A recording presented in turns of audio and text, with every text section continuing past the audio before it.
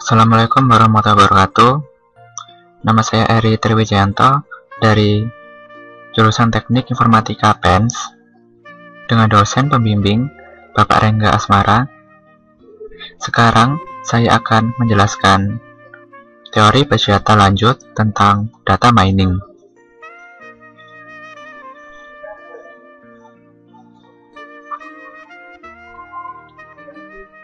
Pokok bahasan pada pertemuan kali ini yaitu yang pertama, model data mining, yang kedua, tahapan dalam data mining, yang ketiga, fungsionalitas dalam data mining, yang keempat, teknik-teknik data mining. Tujuan pembelajaran pada pertemuan kali ini yaitu memahami pemodelan data mining, memahami setiap tahapan dalam data mining, memahami fungsionalitas dalam data mining, memahami beberapa teknik yang digunakan dalam data mining. Pendahuluan. Data mining merupakan salah satu cabang ilmu komputer yang relatif baru. Sampai sekarang, masih diperdebatkan tempat data mining di bidang ilmu mana, dikarenakan data mining menyangkut database, kecerdasan buatan atau AI, statistik, dan lain sebagainya. Salah satu pihak berpendapat bahwa data mining tidak lebih dari machine learning atau analisa statistik yang berjalan di atas database. Sedangkan pihak lain berpendapat bahwa database berperan penting dalam data mining. Karena data mining mengakses data yang ukurannya besar dan adanya peran penting database terutama dalam optimasi query-nya. Definisi sederhana dari data mining adalah ekstraksi informasi atau pola yang penting atau menarik dari data yang ada di dalam database yang besar. Dalam jurnal ilmiah, data mining juga dikenal dengan nama Knowledge Discovery in Database atau KDD. Latar belakang. Kehadiran data mining dilatar belakangi dengan problema data explosion yang dialami akhir-akhir ini, di mana banyak organisasi telah mengumpulkan data sekian tahun lamanya. Data pembelian, data penjualan, data nasabah, data transaksi, dan lain sebagainya. Hampir semua data tersebut dimasukkan menggunakan aplikasi komputer yang digunakan untuk menangani transaksi sehari-hari, yang kebanyakan merupakan OLTP atau Online Transaction Processing. Model data mining. Dalam perkembangan teknologi data mining, terdapat model atau mode yang digunakan untuk melakukan proses penggalian informasi terhadap data-data yang ada. Menurut IBM, model data mining dapat dibagi menjadi dua bagian, yaitu verification model dan discovery model. Model verification atau verification model. Model ini menggunakan perkiraan atau hipotesis dari pengguna dan melakukan tes terhadap perkiraan yang diambil sebelumnya dengan menggunakan data-data yang ada. Penekanan terhadap model ini adalah terletak pada user yang bertanggung jawab terhadap penyusunan perkiraan atau hipotesis dan permasalahan pada data yang meniadakan atau menegaskan hasil perkiraan atau hipotesis yang diambil. Yang B, discovery model. Model ini berbeda dengan verification model, di mana pada model ini sistem secara langsung menemukan informasi-informasi penting yang tersembunyi dalam suatu data yang besar. Data-data yang ada kemudian dipilah-pilah untuk menemukan suatu pola, tren yang ada, dan keadaan umum pada saat itu, tanpa adanya campur tangan dan tuntunan dari pengguna. Hasil temuan ini menyatakan fakta-fakta yang ada dalam data-data yang ditemukan dalam waktu yang sangat singkat mungkin.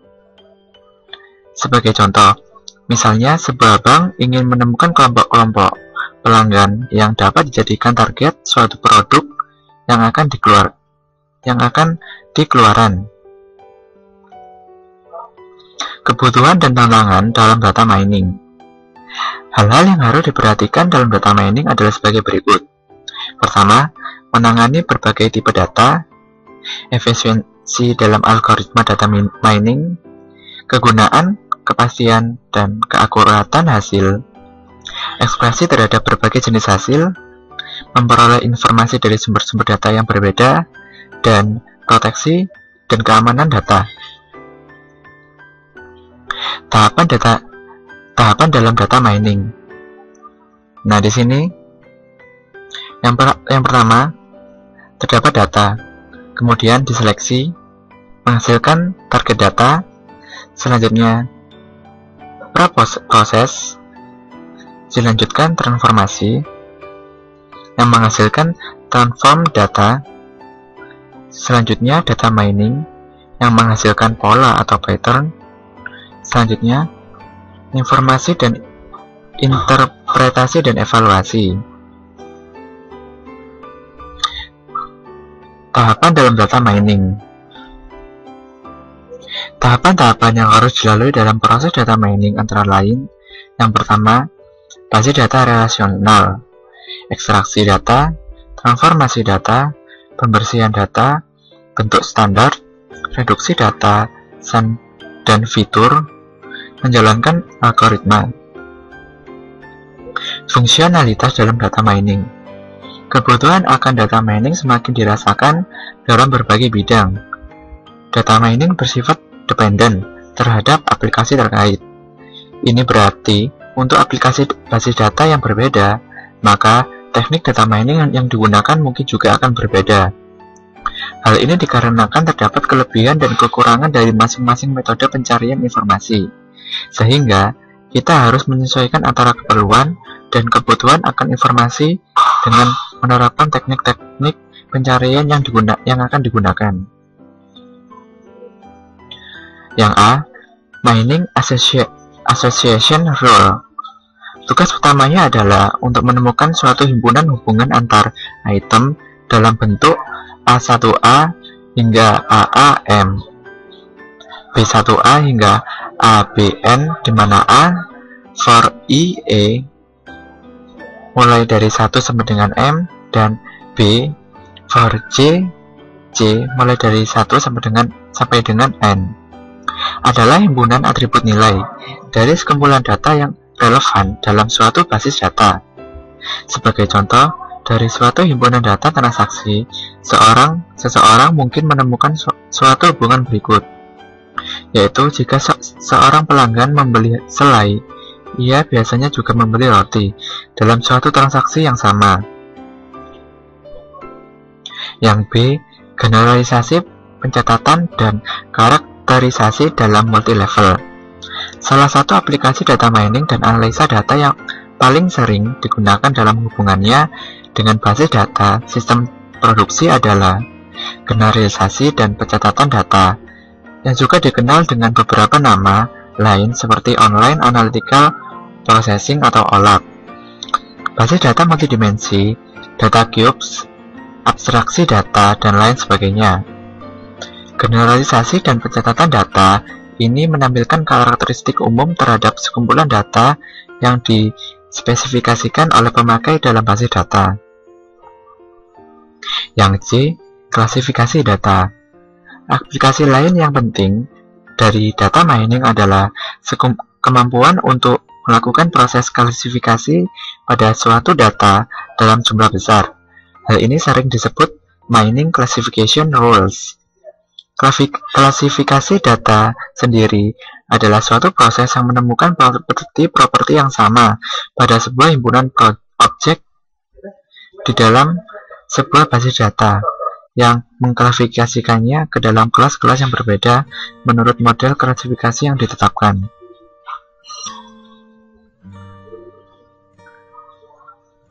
Yang D, analisa cluster.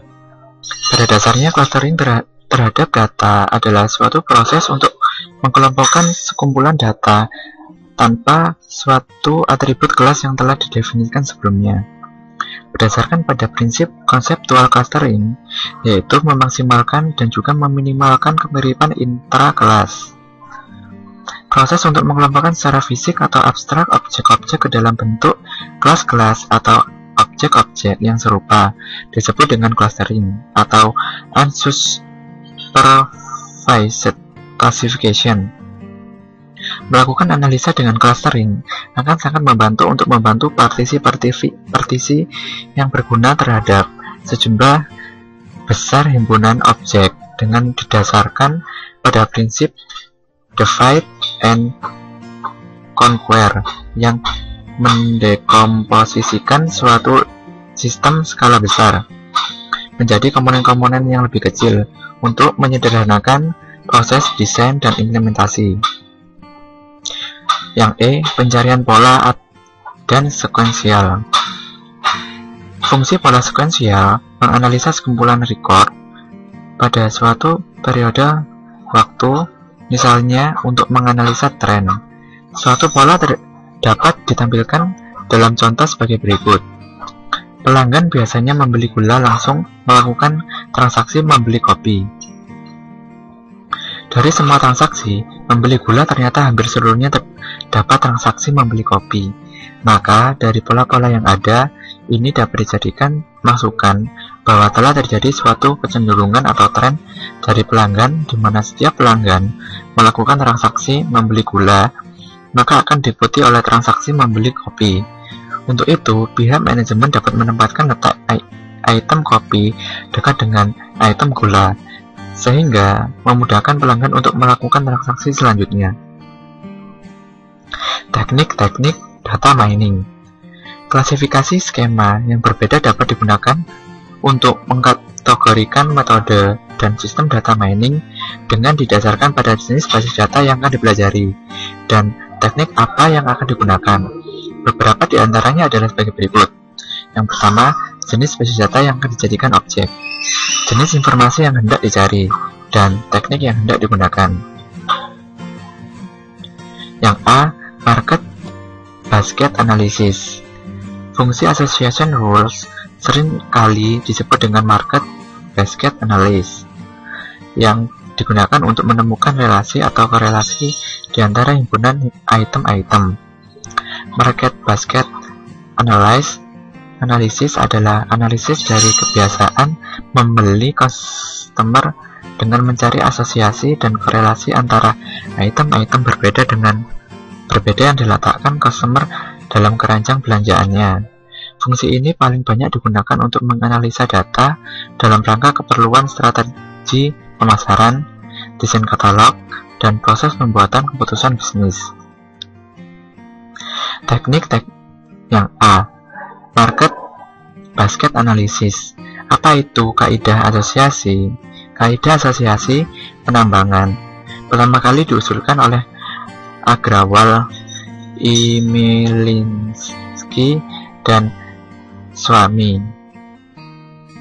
Diberikan suatu database transaksi dan setiap transaksi adalah suatu himpunan item-item. Cari seluruh kaidah asosiasi yang memenuhi kedalam minimum support dan minimum confidence yang diberikan user. Contoh, 30% dari transaksi yang memuat bir juga memuat pokok 5% dari transaksi. Memuat item-item berikut. 30% confidence dari kaidah ini, 5% support dari kaidah ini. Kita berminat untuk mencari seluruh kaidah ketimbang memeriksa apakah suatu kaidah berlaku. Yang B, algoritma a priori. Algoritma ini bertujuan untuk menemukan frekuensi item set dijalankan pada sekumpulan data. Pada interaksi ke K, akan ditemukan semua item set yang memiliki K items, disebut dengan K item sets. Inti dari algoritma a priori yaitu gunakan frekuensi K-1 item sets untuk membangun kaidah frekuensi K item sets. Gunakan scan database dan pencocokan pola untuk mengumpulkan hitungan untuk kandidat item sets. Perbaikan kinerja a priori. Yang pertama, hitungan item sets berbasis hash. Suatu K item sets yang hitungan Ember hash terkaitnya di bawah ambang tidak bisa frekuens. Reduksi transaksi. Suatu transaksi yang tidak memuat frekuens K item sets apapun adalah sia-sia dalam scan berikutnya. Yang ketiga, partisi. Item sets apapun yang potensial frekuens dalam database haruslah frekuens dalam paling tidak satu atau partisi dari database. Yang keempat, sampling. Penambangan atas suatu subset dari data yang diberikan, menurunkan ambang support suatu metode untuk menentukan kelengkapan. Nah, berikut ini adalah ilustrasi algoritma a priori.